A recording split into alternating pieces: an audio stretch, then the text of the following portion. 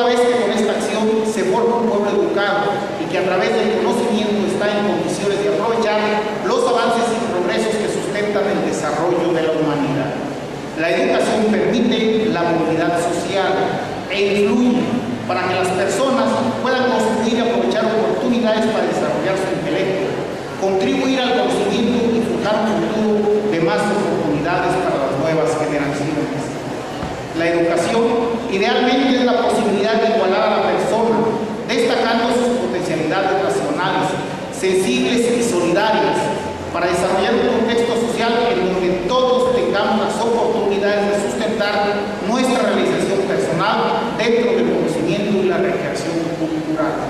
La Universidad Michoacana, como universidad pública, cumple con su función social, con el esfuerzo de su comunidad, con limitaciones presupuestales, contra intereses mezquinos, y hoy, más que nunca, espera el apoyo de sus egresados.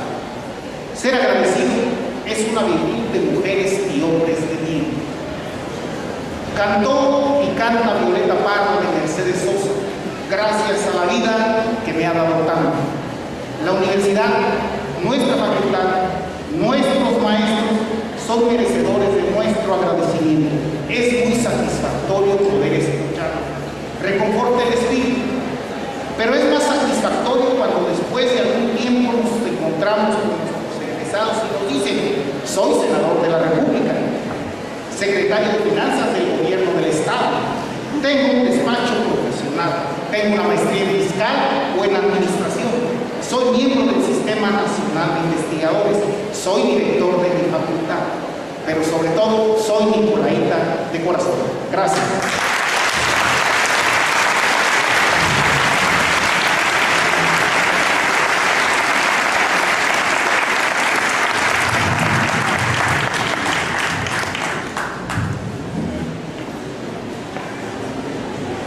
Escuchemos a continuación la intervención del subsecretario de Administración e Innovación de Procesos de la Secretaría de Administración y Finanzas. Para culminar este programa de aniversario, escucharemos el mensaje y la inauguración de la segunda semana de la contaduría por parte del rector de nuestra máxima casa de estudios, el doctor Salvador Jara Guerrero.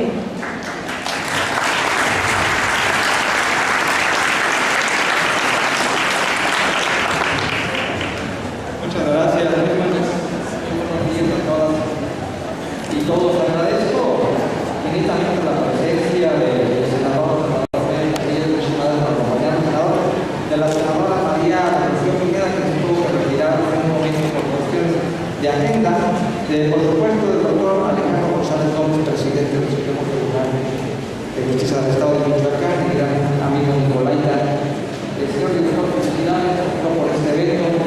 Gracias, contador Barón González, gracias por sus palabras también. A contador Evelina Ángel, gracias. A la doctora Javier Rosalía Tejera, gracias. Y a contador Rafael, que nos acompañamos en el presidio, gracias por la asistencia de todos los directores de la facultad. Un maravilloso gesto de comunidad al interior de esta querida facultad de Contaduría y Ciencias Administrativas. La verdad es que sería muy corto que yo me atreviera a decir algunas palabras de los que me precedieron. Yo realmente lo que quiero hacer es felicitarles, especialmente por supuesto felicitar a los homenajeados, pero al felicitar a los homenajeados felicito a toda la comunidad por haber tenido este gesto, en primer lugar, humildad, de reconocer que uno tiene que honrar a quien no merece, y lo que uno es en la vida es efectivamente gracias en gran medida a los maestros, que en muchas ocasiones, como en el caso de estos tres nicolaitas notables, no solamente fueron hermanos de maestros de muchos de ustedes, sino además fueron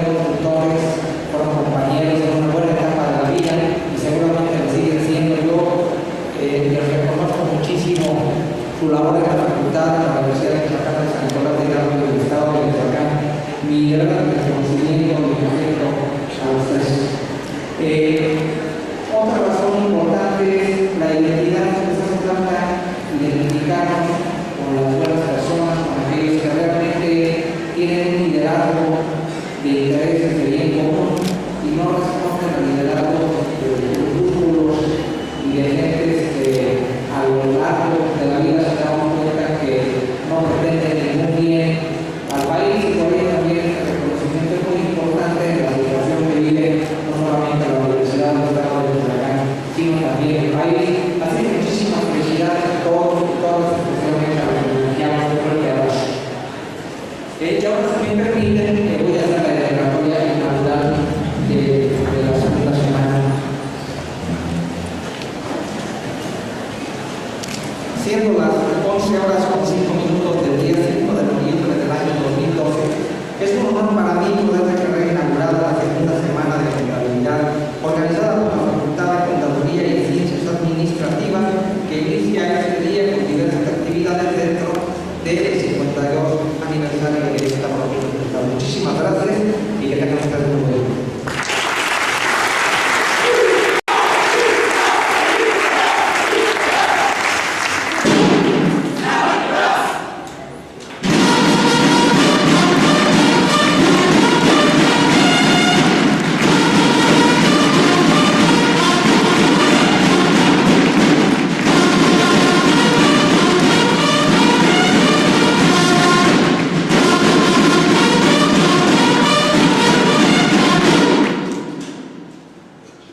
De esta manera, señoras y señores, distinguido presidio que nos acompaña, damos las gracias por haber estado con nosotros en la ceremonia del 52 aniversario de la Facultad de Contaduría y Ciencias Administrativas de la Universidad Michoacana de San Nicolás de Hidalgo, y les invitamos a acompañarnos en la primera conferencia que dará inicio en breves minutos de la segunda semana de la Contaduría. Por su atención, muchas gracias. Que tengan un buen día.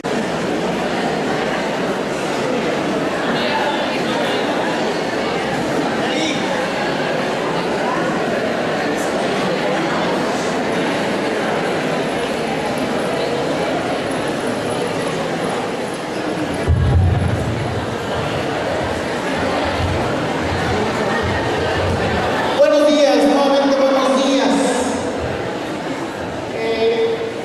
Gracias por haber asistido a esta primera plática de la segunda semana de la Contaduría Estudiantil. Realmente para un servidor, en representación de la comunidad de la escuela, le es muy grato presentarles al licenciado Hugo Castro Arana, nuestro primer expositor, presidente del Foro de Profesionistas.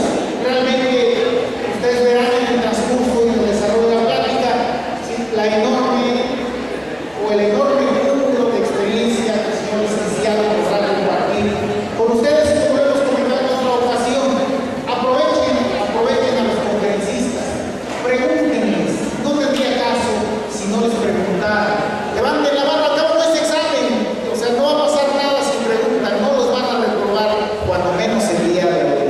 Gracias, muy amables.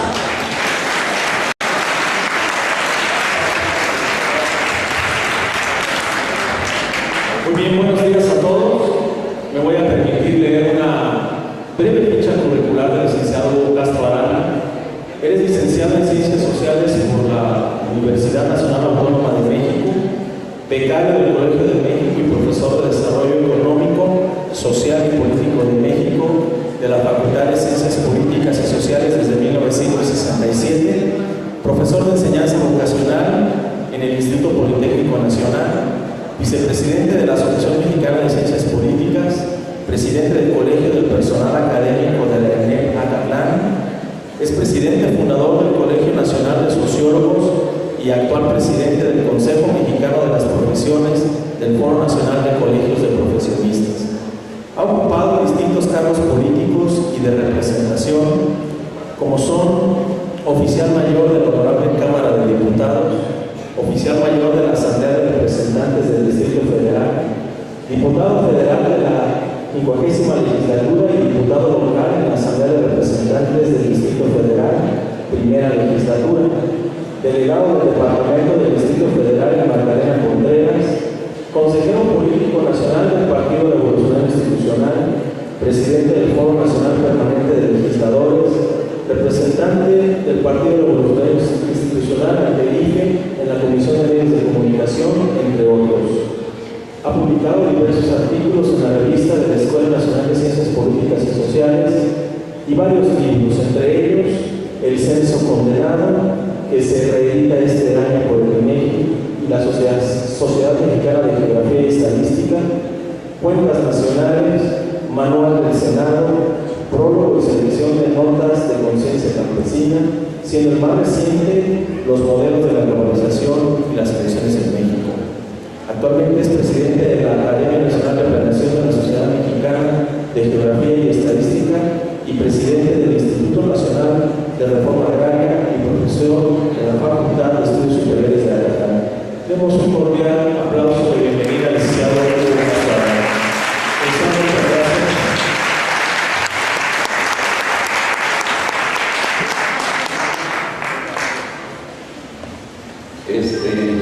Ya me dijeron que el escenario es mío, pero me da mucho miedo estar solito.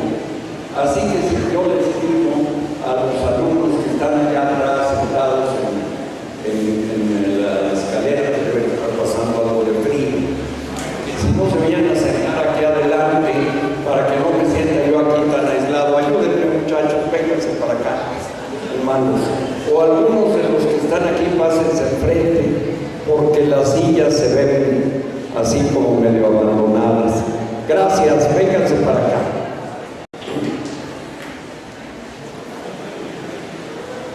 Perdonen si de repente la voz me fallara, me quiero prevenir, porque voy a estar hablando un rato, según me instruyó el señor contador, y quisiera que si no llega claro lo que estoy diciendo, pudieran ustedes saber que estoy saliendo de una gripa y que estos climas que no ayudan lo ponen a uno a tratar de poder sí hablar de mejor manera.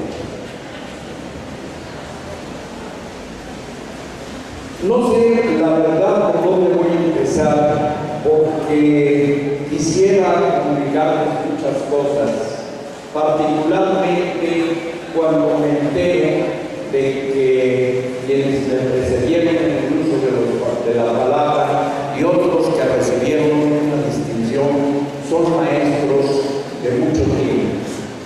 Como su servidor, ser maestro es mucho más una vocación y una manera de ser que una técnica o una profesión. Comunicar lo que uno sabe es una función que la naturaleza nos dio a todos los seres humanos cuando nos enseñó a hablar, porque la realidad es que nuestra principal manera de comunicación, la más natural, la que se nos da mejor, es precisamente esta. Cuando queremos expresar algo, la más honda emoción, acabamos haciéndolo, hablando o cantando, que finalmente es una manera de hablar. Cuando queremos que nos entiendan, utilizamos el lenguaje, porque los signos del habla son aquellos que más lejos llegan y los que mejor entran en el cerebro de quienes nos escuchan.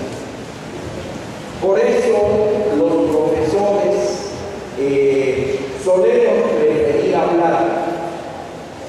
Hay muchos instrumentos ahora que podemos utilizar, como la comunicación en línea, pero finalmente utilizar el instrumento no sustituye al contenido, a pesar de lo que han dicho los teóricos de la comunicación, siendo cierto que a veces el instrumento es el mensaje, el contenido que es lo que importa, puede incluso hacer que falle la comunicación y que en lugar de que ustedes escuchen lo que yo estoy pensando y que lo quiera bajar para que me oigan inclusive desde las últimas filas, si no hubiera micrófono tendría que estar casi gritando por el tamaño de nuestro ámbito, pero lo que estaría buscando es que todos escucharan.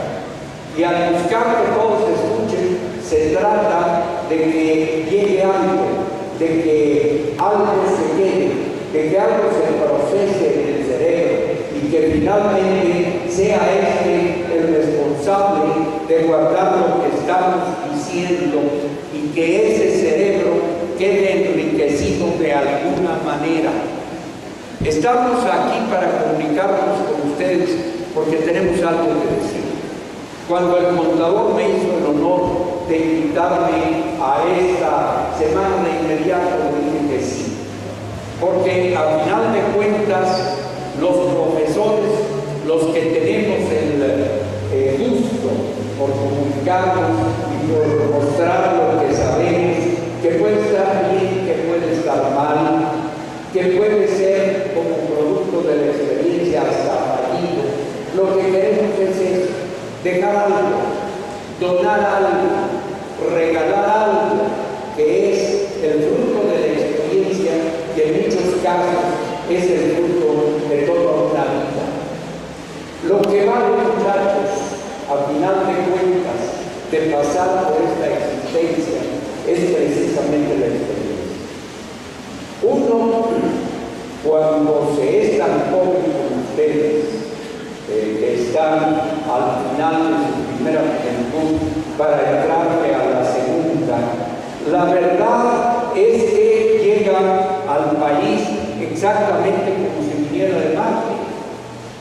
Llega uno a México y dice, sí, pues yo aquí he vivido siempre, ya le sé a este asunto y entonces voy a ir por la vida con esto que sé, de manera que al cabo yo ya sé.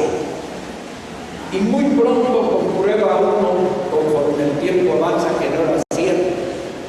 La realidad es que ustedes son como una especie de marcianos. Llegamos hace, pues cuando mucho, 5 años, a un lugar que apenas están tratando de entender, porque lo están aprendiendo. En este momento, toda su capacidad intelectual, que ya está al 100%, porque ya llegaron al desarrollo biológico óptimo y porque en este momento todo lo que están haciendo es comprender, aprender, para poder conducirse de mejor manera en todos los ámbitos de su vida. Aumentará y será mejor conforme el tiempo pase y ustedes aprendan a vivir, pero también tienen que aprender sobre el lugar donde están viviendo.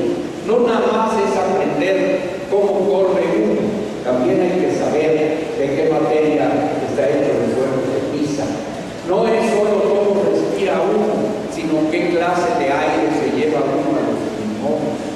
No es solo que nos enseñaron a leer, y como nos enseñaron a leer, ya tenemos la impresión de que en cualquier página no se nos va a resistir, cuando la realidad, y eso ustedes ya lo saben ahora, es que hay que estudiar para entender. No basta echarse el conocimiento al cráneo, hay que lograr que el cráneo, como si fuera realmente la boca, mastique el conocimiento, que lo rompa, que lo desmenuce, para que lo podamos asimilar y volver nuestro. Nuestros antepasados purépechas, mayas y nahuas lo sabían perfectamente y entonces lo decían de una manera poética, que lo que hacían cuando aprendían era enriquecer su rostro comiéndose el conocimiento. Se trataba de comerse el conocimiento, volverlo parte y luego de eso que saliera al rostro, es decir, que fuera exactamente la expresión humana la que de mejor manera pudiera darse al resto de los congéneres. Miren ustedes, la humanidad, y nosotros somos parte de ella, esta es una obviedad que todos sabemos, ha recorrido un largo camino para llegar a lugares como los que están. Para llegar a este auditorio, los genes de todos ustedes arrancaron Se sabe que de África viene la humanidad. En África fue la primera vez que el hombre se irguió, picoteó el horizonte y desde entonces no ha dejado de hacerlo. Éramos entonces unos seres pequeñitos, chiquitos, pero quizá para ver a través de los pasos, quizá para ver encima de los leones, o quizá para ver encima de los camellos, no lo sé.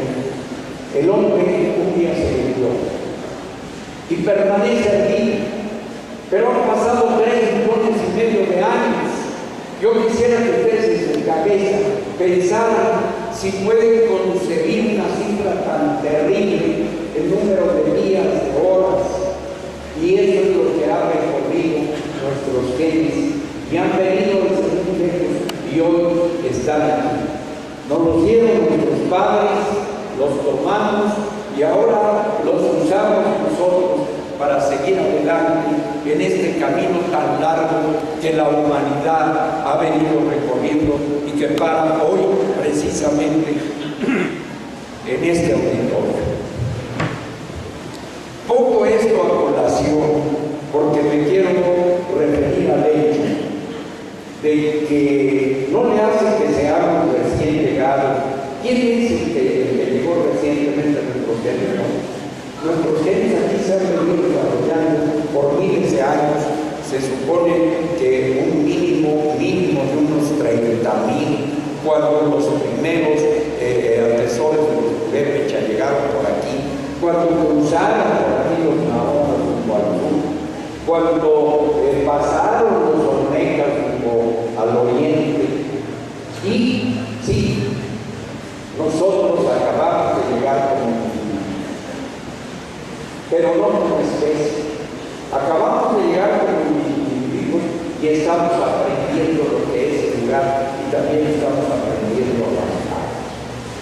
Y resulta que alguien nos quiere abreviar el camino.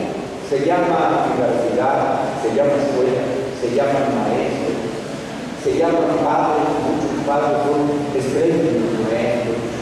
Y en general es la especie que les da a ustedes la bienvenida y les dice que ojalá tengan buen camino mientras permanezcan en esta ocupación de vivir, porque vivir es una ocupación y uno aprende muchas cosas durante esta ocupación, entre otras aprende técnicas que son muy útiles, como la contaduría pública o quizá con la administración. La contaduría tiene una historia, pero es una técnica. La contaduría no enseña a vivir. Ustedes son los que tienen que aprender a vivir. Y muchos de sus profesores, muchos de sus maestros, están empeñados en decirles cómo, pero ya mi abuelita decía que nadie aprende en cabeza ajena. Y uno mete la pata a lo largo del tiempo, se tropieza, se equivoca, tiene que volver a aprender, tiene que volver a hacer todas las cosas. Y si lo hace uno bien, es probable que llegue a los 200 años ya sabiendo vivir. Antes no sabía. Yo en este momento sigo aprendiendo a vivir y me causa una gran alegría el poder hacerlo, porque todos los días descubro algo y al descubrir algo es realmente para la persona que tienen ustedes enfrente, y yo estoy seguro que para muchos de sus maestros y quizás sus abuelos, los abuelos de todos que lo guardan por ahí, el vivir es una alegría que se acaba, y por eso precisamente pues hay que gastarla y hay que usarla. ¿Qué quiero decir con todo esto? Quiero decir que ustedes vinieron a la universidad con el doble propósito de aprender una profesión que les facilitara la vida, pero creo que no me dejarán mentir, vinieron a aprender a vivir, vinieron a juntarse con otros jóvenes, vinieron a preguntarles a los maestros, y como bien dijo nuestro compañero, el director de la facultad, lo más importante de todo esto es que, muchas gracias, compañero, gracias por el café.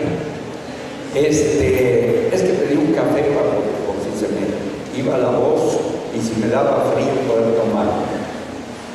Y gracias, ¿sí? Y entonces llegaban aquí y han encontrado efectivamente la vida. Estoy seguro que muchos tienen novia y muchos tienen novio.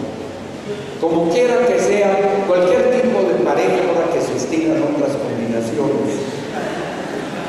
Lo importante de todo esto es que ustedes se están encontrando con otros seres humanos, pero también aquí en la universidad hay encuentros en los que no pensamos mucho, pero que tienen una importancia tan grande que vale la pena pensar en ellos. Por ejemplo, el primitivo colegio de San Nicolás es un colegio legendario, es un colegio al que todos admiramos, y esta es una de las razones por las que yo estoy muy contento de estar hoy ante ustedes, porque ustedes forman parte del primitivo colegio de San Nicolás de Hidalgo, hoy Universidad Michoacana, orgullosamente. ¿Saben por qué es tan famoso? Porque por aquí pasó un alumno que era muy travieso, porque aquí enseñó un profesor que se dedicó a enseñarle a todo un país y luego a todo un mundo, que se llamaba Miguel. Así le llamaban, y en Hidalgo pues no le importaba mucho, lo que le importaba es que era Miguel. Y cuando adquirió el don, lo adquirió a costa de su vida, porque por enseñar lo mataron. ¿Qué enseñó ese señor? Aquí aprendió una profesión que es extraordinaria, la profesión de ser libre. Aquí ese señor enseñó a esa profesión, la profesión de pensar.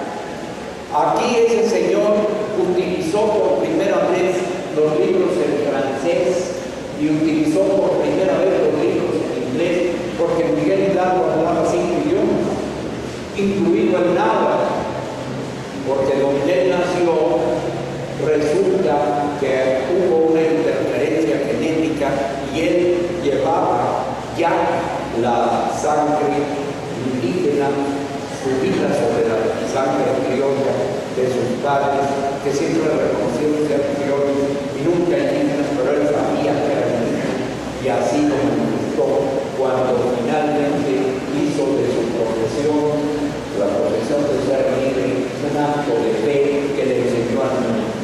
Miguel Hidalgo murió en Chihuahua. Ahí, en el acto de su muerte, nació la Baja de San Nicolás.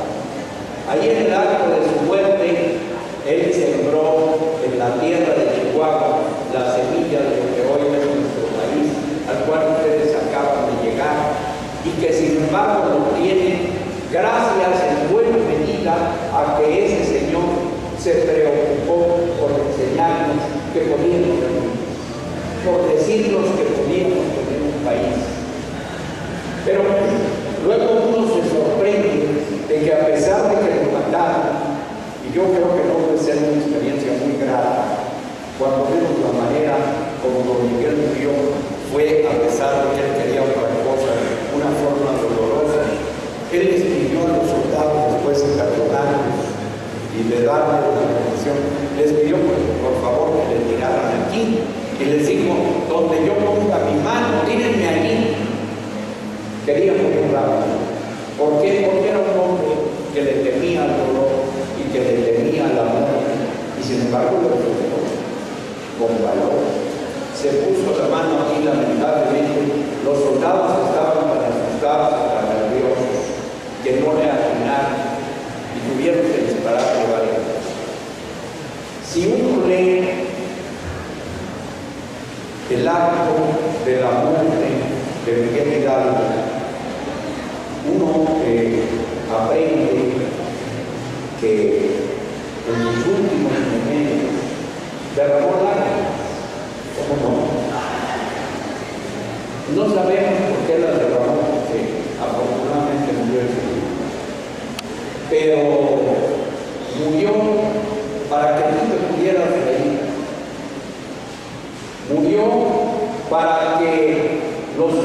allá atrás pudieran estar aquí sentados con sus compañeros y escuchar todo lo que estamos diciendo, que no deja de ser finalmente el recordatorio de un aprendizaje que yo estoy seguro que ustedes tienen, aunque en las escuelas ya no lo enseñan, porque según esto, la reforma educativa es para enseñarlos a ser buen abogado, buen gobernador, es decir, para que uno pueda a tener una tecnología que sirva para trabajar.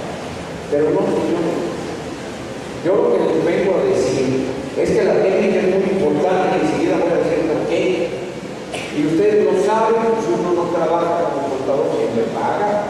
Si uno no trabaja como abogado, ¿quién le paga? Si uno no trabaja para otro, ¿quién le paga? Y si no le pagan a uno, ¿quién le paga?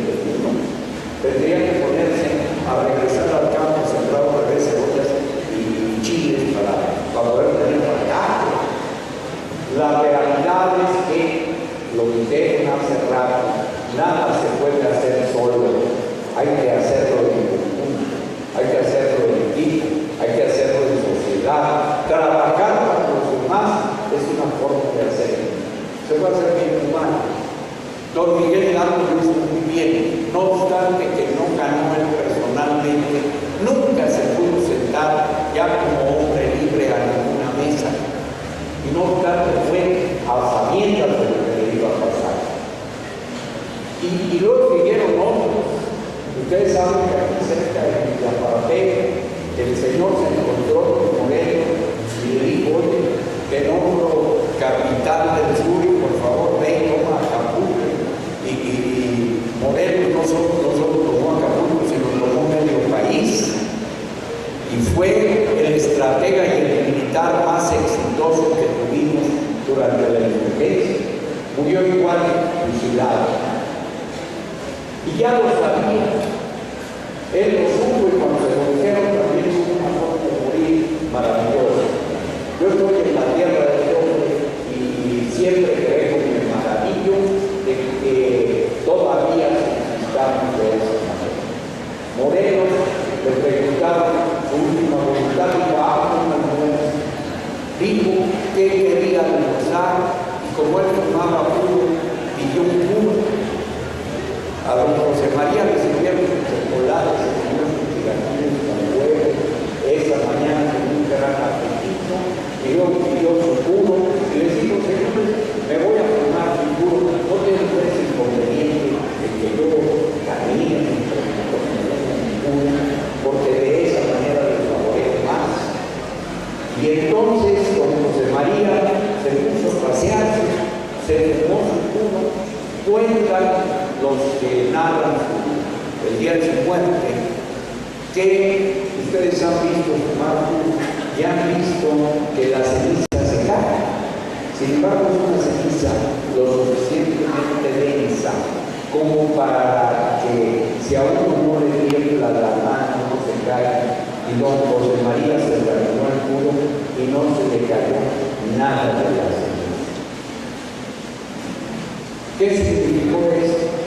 Pues significó simplemente que era un hombre que había aprendido a vivir, que sabía que la muerte no es sino el tránsito de la humanidad para poder seguir viviendo, y sabiendo lo que ya había hecho por su país y lo dijo, se fue a lograr el fusilamiento, no permitió que le pusieran una capucha y de frente al retorno fusilado.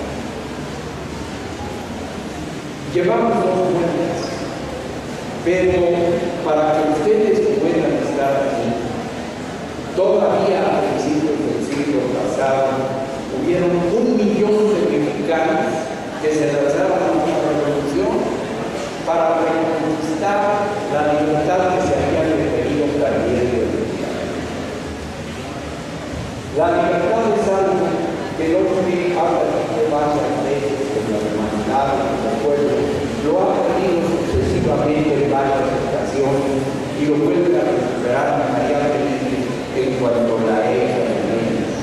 Y por eso es que cuando inicio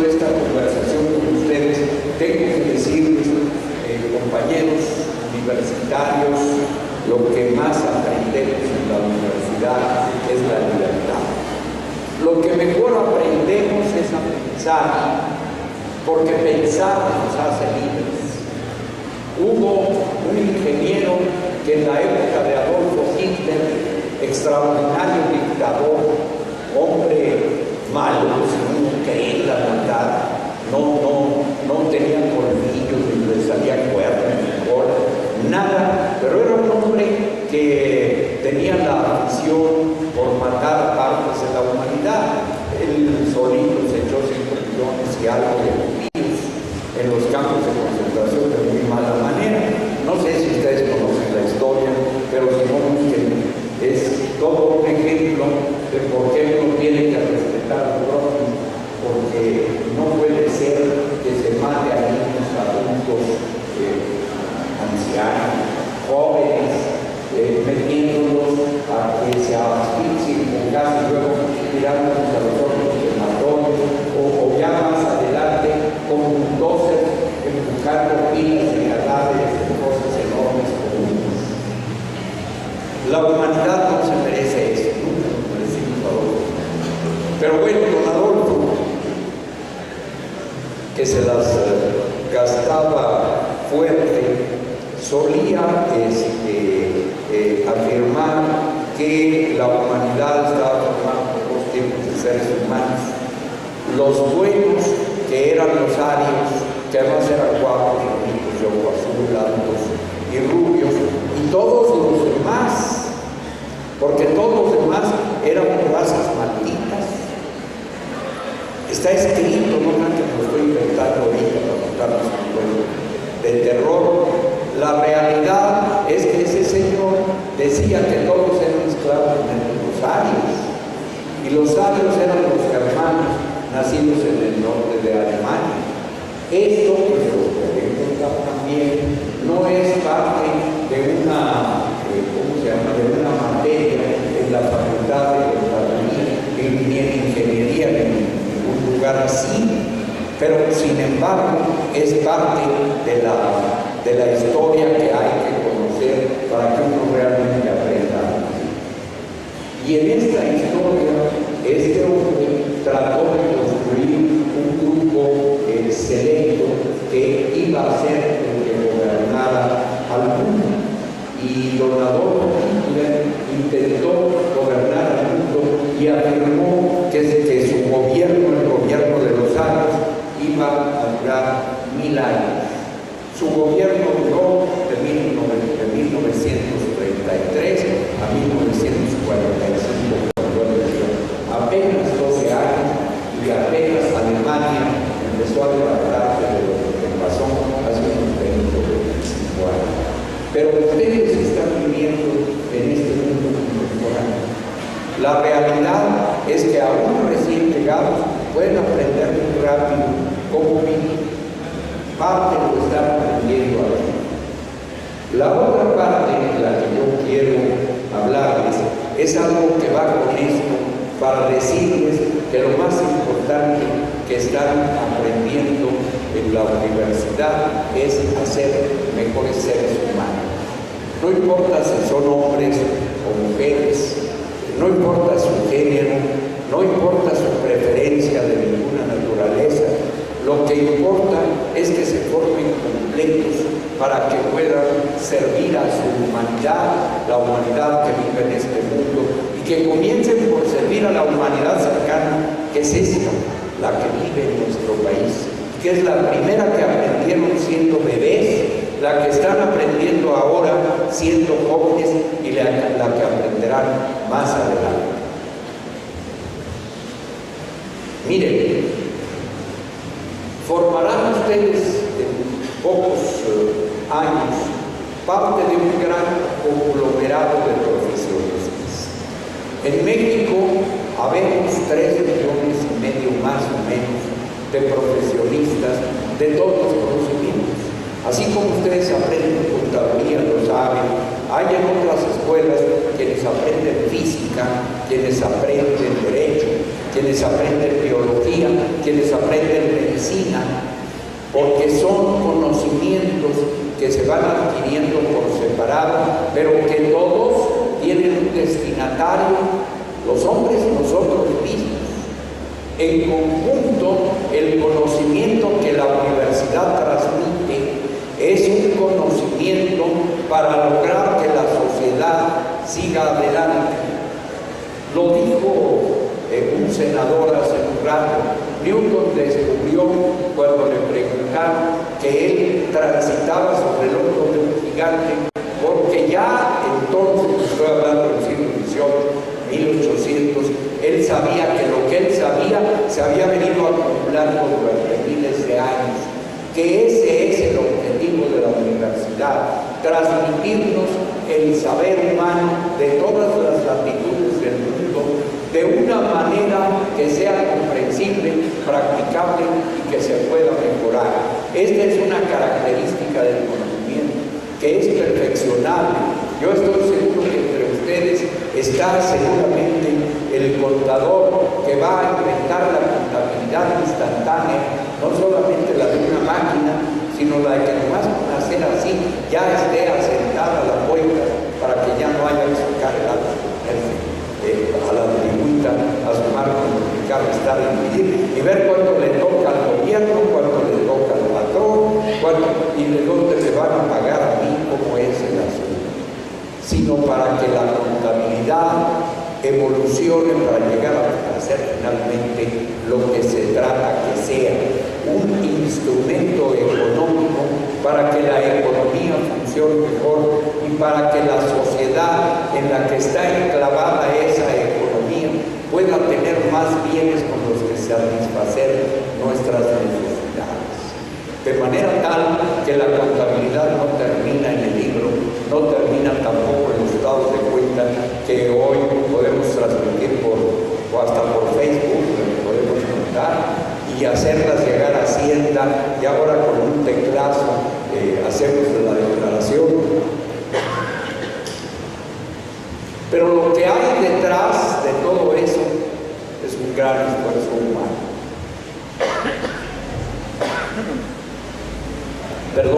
Es un esfuerzo económico de todo un conglomerado o de toda una empresa, pero la suma de las empresas pues es la suma de la actividad económica de un país, y lo que nos conviene es pensar en términos de país. El conocimiento de ustedes, sumado a los otros conocimientos, pronto, cuando su generación asuma la conducción del país, va a ser el conocimiento completo de México. Los profesionistas en conjunto somos los cuadros científicos y tecnológicos del país, y esos cuadros científicos y tecnológicos son los responsables de que el país funcione o no. Pero si no conocemos el país, no sabemos finalmente qué es lo que vamos a estar haciendo funcionar. Necesitamos conocer nuestro país y conocerlo a fondo, y eso no nomás es un asunto de turismo, es un asunto de entender y de comprender a fondo el lugar en el que estamos viviendo. Las profesiones son, a final de cuentas, el encargo que nos ha dado la nación para en nuestro ámbito realizar un buen trabajo, realizar un buen esfuerzo, realizar aquello que se nos encomienda para hacerlo muy bien, mientras los otros hacen muy bien lo que se les encomendó. Y nos preguntaron qué queríamos hacer para que lo hiciéramos bien, hiciéramos también con gusto. Pero la técnica no basta. Ser buen contador solo podrá ser cierto si ustedes son buenos mexicanos, no solo buenos ciudadanos, sino buenos mexicanos.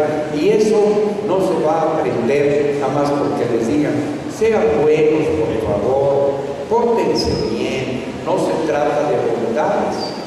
Se trata de que conozcamos a fondo el lugar donde vivimos y aquellos con los que vivimos, y que nos sintamos responsables ante ellos de hacer las cosas bien y no solamente las cosas técnicas. Porque ustedes tienen un montón de papeles todos los días. Yo no sé si se han puesto a pensar que cuando salen de su casa, si se llama Juan o se llama Graciela, la chica o el chico que salió, cuando va caminando por la calle es un peatón. Cuando se sube en el camión es el pasajero del camión. Cuando se baja del camión y va a las tortas a comerse una torta, pues es alguien que se está comiendo una torta. Y si van a misa, es un creyente que está en misa. Si son miembros de otra religión, pues será un creyente que va al lugar donde se practica su religión para sentirse bien consigo mismo. Y cuando entran a la universidad, asumen su categoría de estudiantes. No son usuarios, son estudiantes, mientras están aquí. Sin embargo, si cuando van en el camión les preguntan qué son, ustedes contestan estudiantes. Es lo primero que se les ocurre, porque es lo que quieren ser. ¿Qué es lo más importante?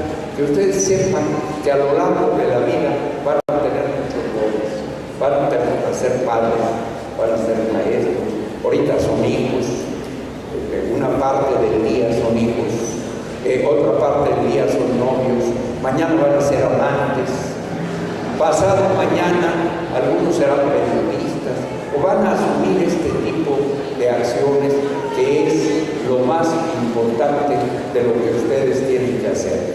Pero siempre van a tener una característica, van a ser mexicanos, a menos que renuncien a ello. ¿Saben por qué? Lo llevan en su genética, lo llevan en el torrente sanguíneo, también lo llevan en el idioma que hablan, en las creencias que tienen, lo llevan en su forma social. Es necesario que lo aprendan también. Quieren ser buenos profesionistas, primero tienen que ser buenos habitantes de este país que les ha dado hasta este momento todo. Que no es cualquier cosa, porque tener todo viene desde la genética hasta el alimento, desde la manera de peinarnos, la manera de vestirnos, hasta el modo de andar, pues. Todo lo tenemos gracias a que este país existe. Y este país existe gracias a quienes antes de nosotros tuvieron la voluntad de que existiera. En este momento en que nos están enseñando que debemos ser ciudadanos del mundo, tenemos que aprender para ser buenos ciudadanos del mundo, a ser buenos ciudadanos primero de este país. Piensen, por favor, se los pido y se los ruego, que es cierto, efectivamente, todo lo que en este momento tienen se los ha dado esta sociedad. El conocimiento que están adquiriendo y la categoría de contadores públicos se los va a dar esta facultad. Ustedes van a contribuir, por supuesto, con un gran esfuerzo. Y si no hay el esfuerzo, nos van a reprobar y entonces imposibilitan a la facultad a darles la patente que les va a permitir trabajar como contadores. Pero al mismo tiempo, si no lo hacen bien y son malos contadores, el país va a sufrir. Con todos estos contadores que nos resultaron malos, desde luego que viven a Michoacán, pero así. Pero sabemos que no va a ser así. De eso se están preocupando ustedes con su facultad. Y como Michoacán no se hunde, pues tampoco se va a hundir el país. A eso es a lo que tenemos que contribuir el día de hoy. Yo no puedo mejorar hoy en un rato la categoría técnica de ustedes. Sí les puedo dejar una preocupación que muchos hemos compartido a lo largo de este siglo. ¿Cómo hacer mejor el país? Y la realidad es que quizá la respuesta que yo les dé, porque yo hice la pregunta, va a ser una respuesta medio boba. Cuando yo les digo, sean ustedes muy buenos, para eso vine a la conferencia. Si yo les digo que sean muy buenos contadores, les estoy encomendando a mi país.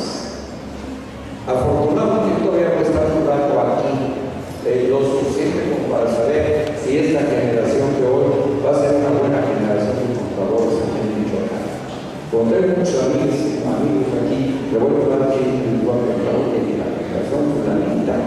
Y seguramente van a decir, Dios, qué bueno contador de resultados.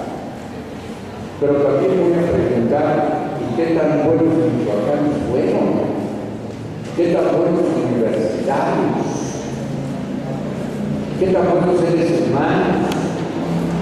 ¿Cuántos niños ayudaron en su vida? Y de las cosas buenas que aprendieron, ¿a quién se las enseñaron?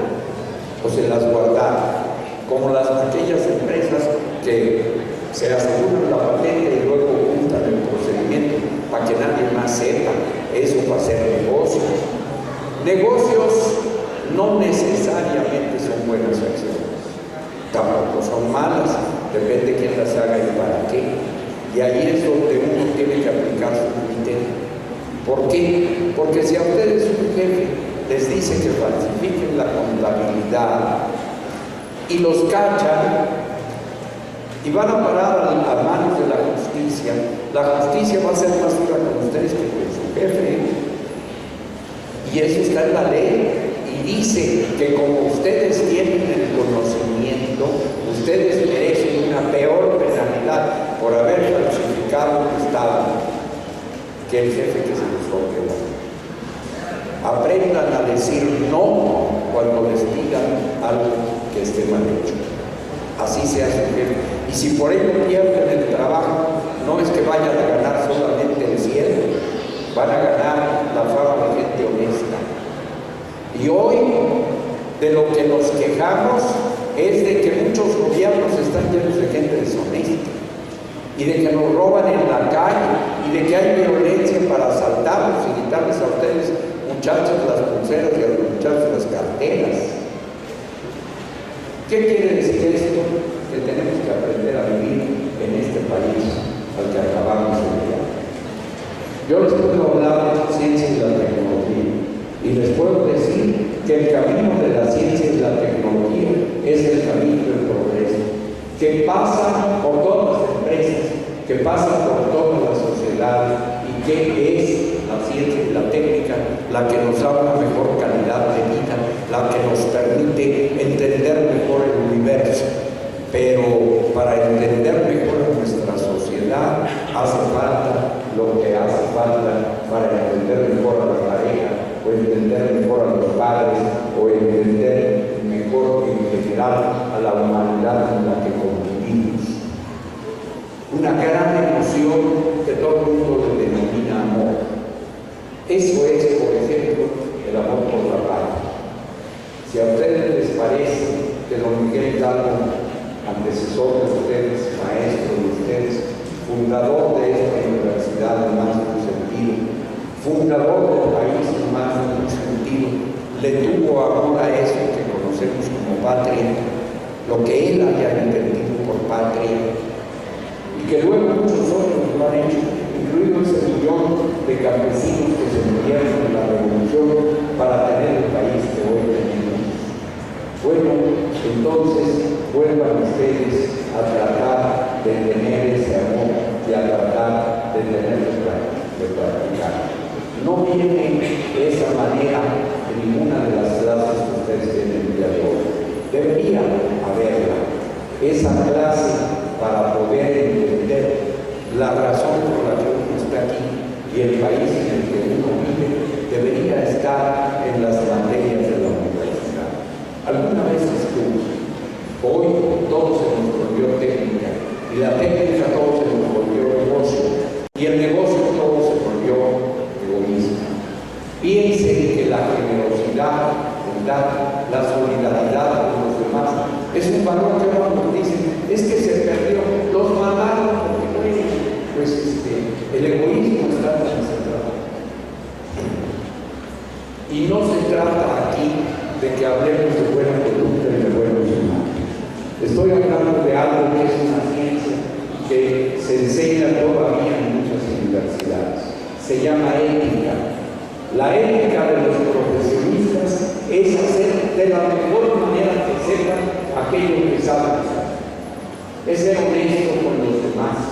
La ética de los profesionistas es dar el máximo esfuerzo a la hora del trabajo, pero ¿saben qué? Es dar el máximo esfuerzo a la hora de estar en el país. Y esto es lo más importante que un hombre de mi edad puede decirles a ustedes el día de hoy. Soy un profesionista exitoso, sí. Afortunadamente, no solo vivo de mi profesión, sino que con mi profesión influyo en muchas cosas que en mi país ocurren. Por eso estoy en un montón de organizaciones colegiadas.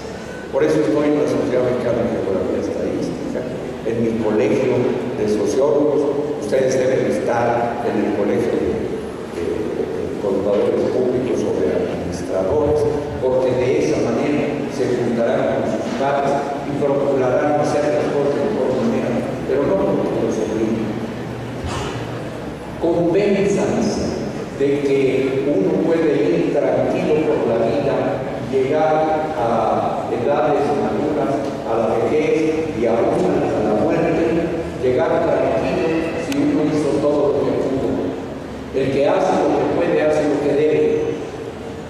Y en México necesitamos hacer un gran esfuerzo para rescatar el país de la esperanza que ya tuvimos.